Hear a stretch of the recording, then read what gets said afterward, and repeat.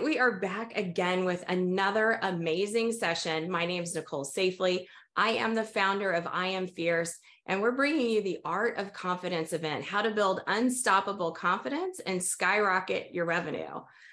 I've got a little twist here for you in that our next speaker, Robynn Powers, is going to talk to us about our physical well-being and how that actually contributes to confidence. So you may think it's a stretch to go from skyrocketing your money to physical well-being, but I can tell you from personal experience, it is directly correlated.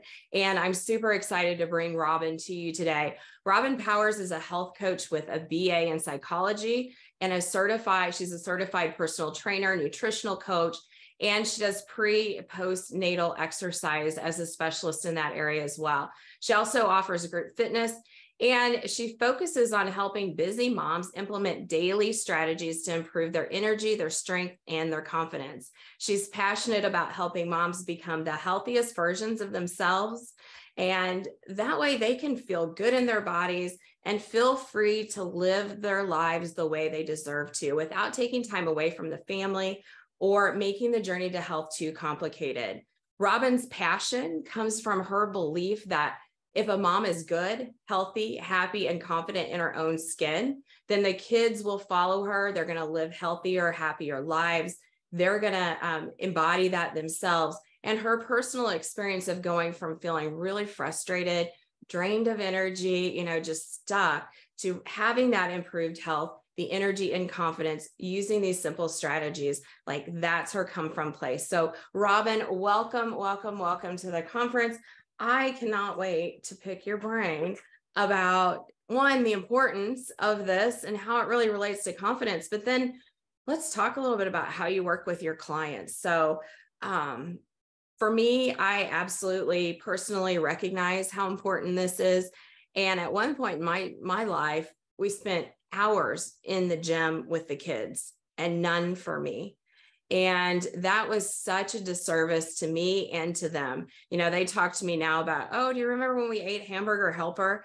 Like my grandkids, they don't drink soda. They would rather have, healthy snacks. So I've actually seen my daughter, play into this healthy lifestyle and raise children that it's just a default. Their moods are better. They're more calm. There's so much goodness here. So I love that you're here. Tell me what I did wrong and what I get to start doing now to build a better life. Yeah.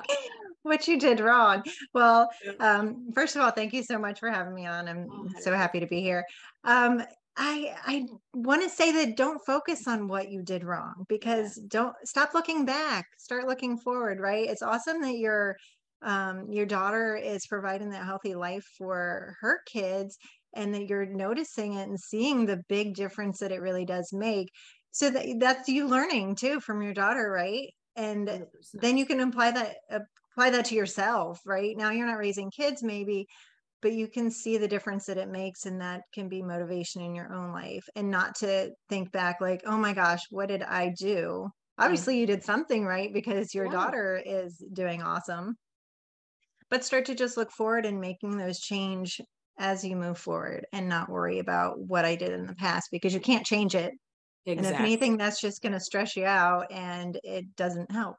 There's no help in stressing about what you did in the past. Just start looking forward to making those improvements in the future. Yeah, starting. The best day to start was yesterday. The second best day to start is today, right? Like we just get to make different choices. That's the beautiful thing about this 24-hour cycle. Of course, it can be minute to minute. It's just a decision that you're going to do something a little different. And so when you begin working with your clients, talk to me a little bit about what you feel is important, to set them up for success. Maybe share with me a little bit of your coaching style and where you feel, is how this all plays into confidence and what have you. Yeah. So like I already said, I mean, it starts from then. It's not what have you done in the past? It's what are you going to do from this moment on? And really the place I start with everybody, whether, depending on, it doesn't just depend on what area they're struggling with, but the very first place we always start is mindset. What does healthy look like to you? Why do you deserve it? because everybody does, right?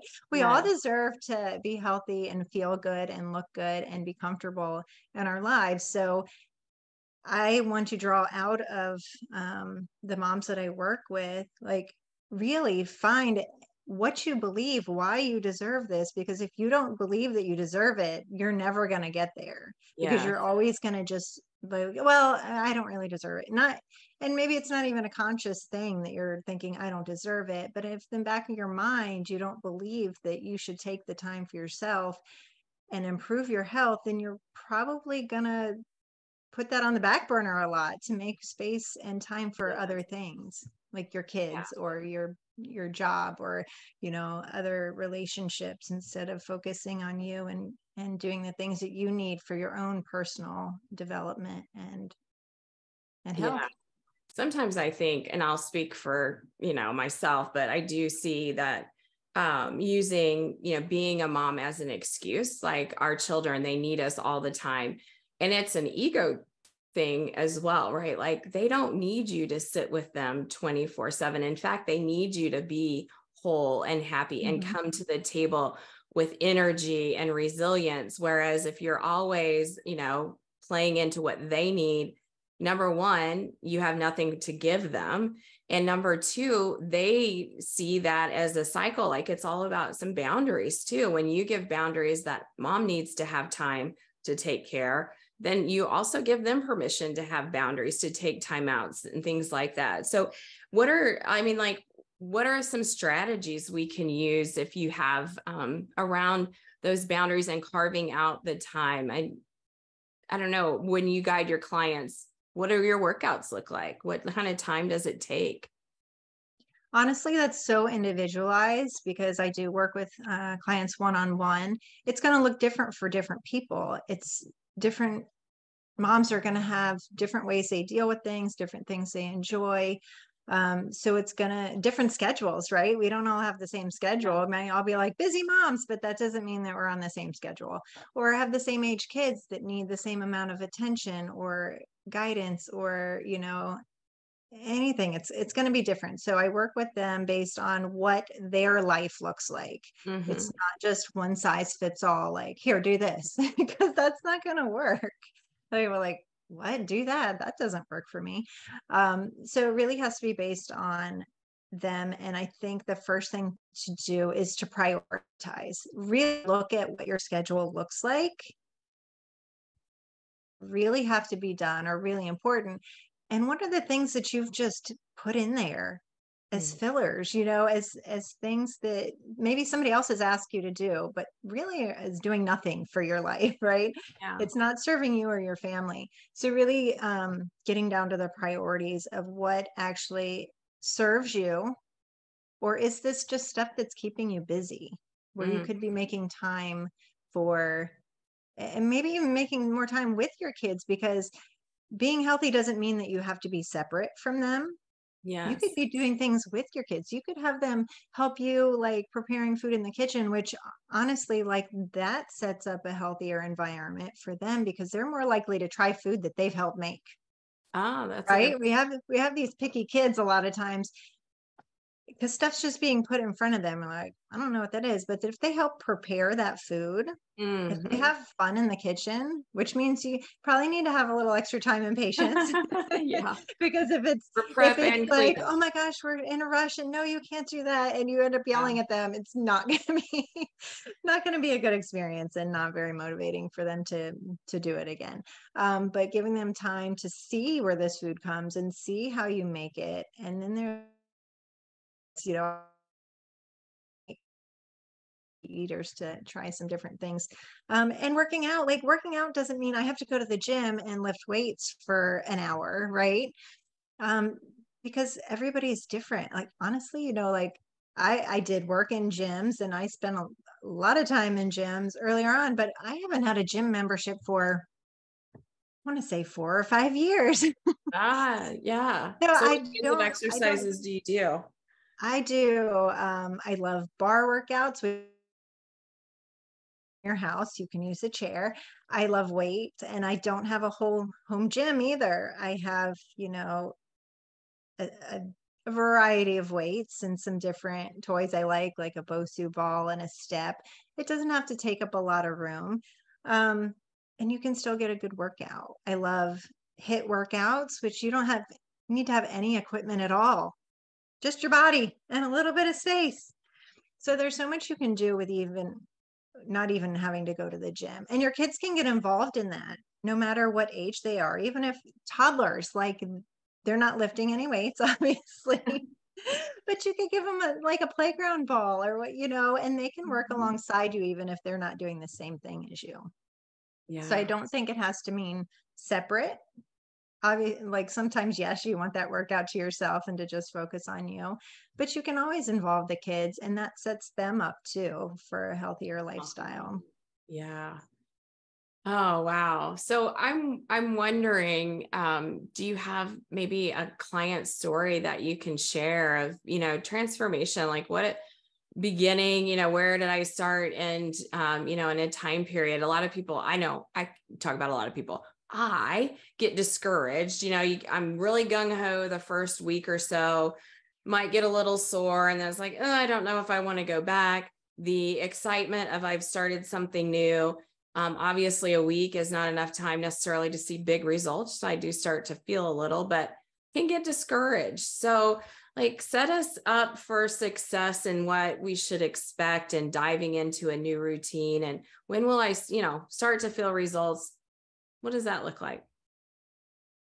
When we talk about results, it really depends on what the goal is to start with. So, I mean, a lot of women might come to me looking for weight loss, right? But I never want weight loss to be the main focus because yes, that might be an outcome of a healthier lifestyle, but if it's the main focus and that takes a little bit longer, that can be discouraging. And also when you talk about weight loss, most of us, maybe to measure that, you're looking at a scale, right? Yes.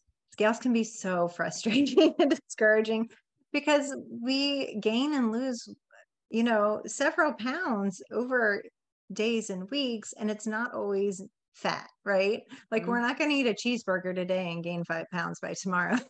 Yeah.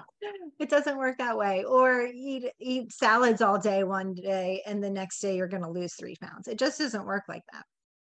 So having ways to gauge your progress, I think, is one of the very first steps too, and not thinking about how much weight did I lose, but what's my energy level? How am I feeling in my body? How do my clothes feel on me? Do I feel like I have the strength to do things in my life? How's my mood? Because that's a big change too. Like, how am I interacting with my kids and my partner and my coworkers? Am I feeling stressed? Do I feel confident enough in making the decisions in my life that are serving me, that are helping me get to where I want to be? So it's not all about some number on a scale or some, a lot of people, that's where they go first. I want to lose X amount of pounds. This is my ideal weight. But what about all the other things that really make a difference in your life and how you're feeling and how you're living your life? And that's what I want to focus on, because I think that's so much more motivating than looking at a number on a scale. Yeah. Because what does that really do for you? Yeah, 100%. I do, and I would imagine it's the same thing. I've done the in-body analysis and really focus on body fat percentage and hydration. For a long time, I actually had as my fitness goal was hydration. I mean, and it was just measuring that, just knowing, the doctor that had me do this, he said, do you realize that if you would just do the same work and increase your water intake, that your muscle mass would go up? And lo and behold, I did it in a month and it triggered everything that needed to be triggered. And so, looking at those other indicators, also, good and bad fat percentage, I used that as a goal for visceral fat, because I knew my health, like the more visceral fat I had, the more likely it was I'd have, heart disease or something like that. So anyway, I agree 100% in getting away from that weight number, and just, when you feel good and when you don't feel good, and it is different for everyone else. So I heard you say, number one, get our mindset correct, understanding that we deserve it. What do we want? What are our goals, and setting those out? And then as you're in the work, what does it look like to work with your clients? Are you focused solely on exercise? You also work in nutrition, and what's that balance maybe look like? So the program that I have currently, it's a 12-week program. And like I said, it starts with the mindset, because I don't think anybody's going to stay motivated for 12 weeks unless they believe that it is something that they can achieve, believe something they deserve to achieve. And then it's really worth the effort, because there is going to be some effort, even though it doesn't have to be complicated and overwhelming and frustrated. There's going to be some effort, right? We don't ever get anything without doing anything. Like, right. Except not getting something for nothing. So if it's worth it, it's going to take a little bit of time, a little bit of effort. And it's really, for my program, all about building habits. So starting with simple steps, building those habits. So after the mindset work, which I think everybody needs, whether you even really realize it or not, I think everybody needs that to start. And then we work on different things. Like you just talked about the hydration. That is a huge thing, because so many moms don't even realize, but they might not even know how much water they're taking in. And once they start looking at it, they're like, oh, I am way below what I should be taking in. And that's a huge difference. That affects your weight loss. That affects your energy levels. That affects the toxins being flushed from your bodies that keep us well. You're sick all the time, you're probably not working on optimal health, right? You're just trying to get to baseline. And then what's the recommended, like, what do you recommend on daily water intake? How do you? It's gonna be based off really activity level and also current weight. So I have the formula I use is you take your body weight, divide that in half, and that's how many ounces of water. So if you weigh 150 pounds, you should be drinking 75 ounces of water a day. And that's your standard right there. So if you're sweating a lot or drinking a lot of caffeine, which is a diuretic, causes you to have to go to the bathroom more, then you need to take in even more. And so to judge that, really to get a better feeling of if you're really reaching the goal that you should be. Yep. When you go to the bathroom, what color is your urine? Like, if it's a dark yellow, you are not getting enough water. If it's very light, there you go. So you want to, the lighter the color, the more a better indication that you are actually getting enough water.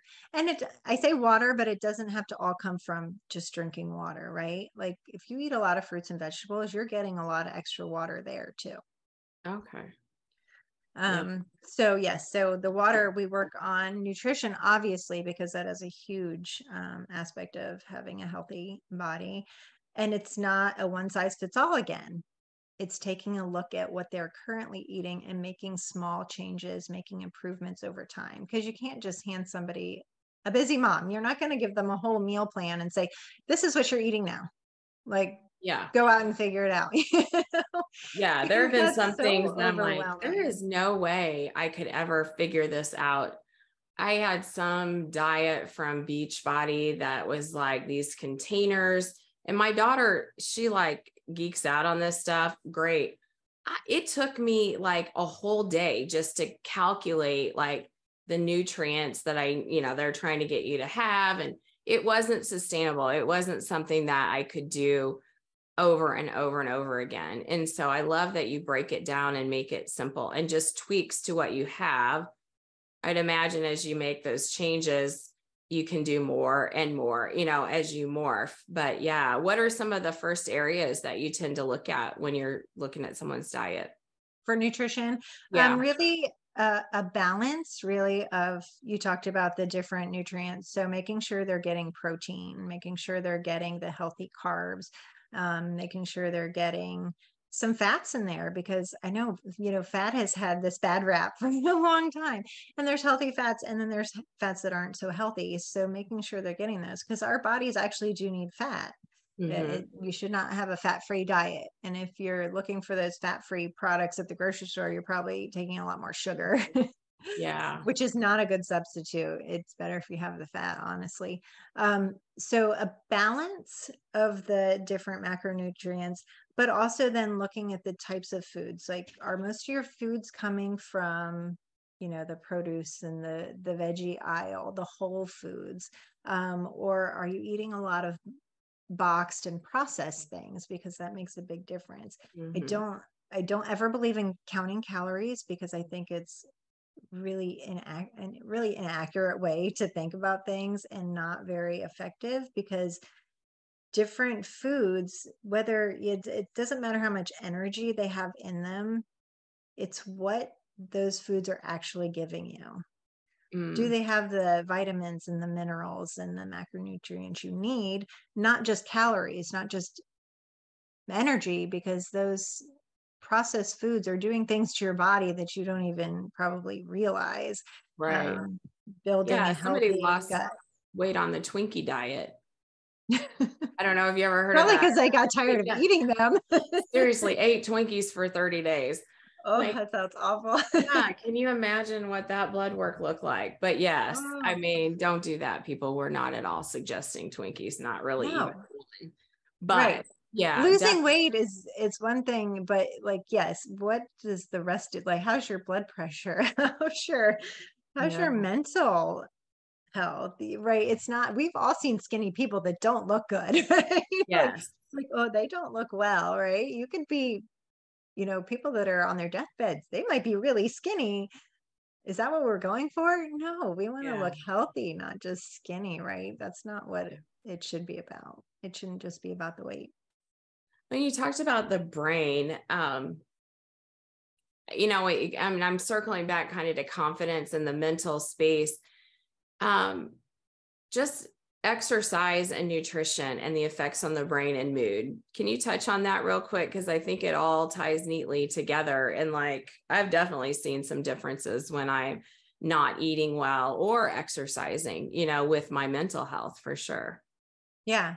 I mean, our body is a kind of a complicated and machine, kind of, right? Like, it's not Yeah. like each part is working separately. It all works, it's all synergistic, it all works together, right? So the things that we eat affect our mental health, our, cognitive function. When you're taking in those nutrients and the healthy fats, our brain works much better, as Mm-hmm. opposed to taking in the high fat and the high sugar stuff. That stuff like clogs us up, and it affects the, toxins all over our body. I don't know if you've known much about chronic inflammation. When we're Mm-hmm. taking in those foods that aren't healthy to us, it causes a problem all over our body. It's not just like, oh, we gain weight. Right. It's not the only thing that's happening. It makes our immune system go down. It creates all these toxins in our body for, short-term illnesses, but also, more chronic things like the diabetes and the heart disease, and even Alzheimer's, which they now call diabetes 3. Oh, It's all tied into what we eat. And then the exercise, I mean, they've done plenty of studies, especially with weightlifting, how that can improve. They've used it to treat depression. yeah. Yeah. And if we're depressed, we're probably not feeling confident in our life and running, a business that's successful, because if we're not feeling good, we're not feeling like going out and putting ourselves out there Yes. and creating a successful business. Yeah, that was exactly where I was when I started this whole thing. And through the physical, regained my mental health. I probably would say I was a bit depressed, had anxiety. And, when I changed my diet and I allowed my body, to do what it could do, things changed naturally, like the endorphins, the Mhm. serotonin levels went up, and just felt a whole lot better. So dialing this in for us as a tool is super important in your business. Like, you may have a regimen for, this is what you do when you get to the office at 8 o'clock. You need to back that up and make that regimen, whether it's a morning workout or evening workout, but getting that in, and then getting the right nutrition. builds all the confidence in the world. And I know you can help people build a program that they can have confidence is going to deliver results, both from the kitchen and the workouts. How do people engage with you, Robynn? And if I had questions about like, where do I get started? What might I do to reach out to you? You're certainly welcome to reach out to me through my email, Robynn, ROBYNN @simplyembellishedlife.com. I also have my website, simplyembellishedlife.com, that you can either contact me on there, or there's a work with me button that you can click on to learn more about my program, all the details of it. I'm also on Facebook, and I have a group specifically to help moms improve their health. I love that. A community around one topic always. And that's a free group. So free information. Oh, yeah.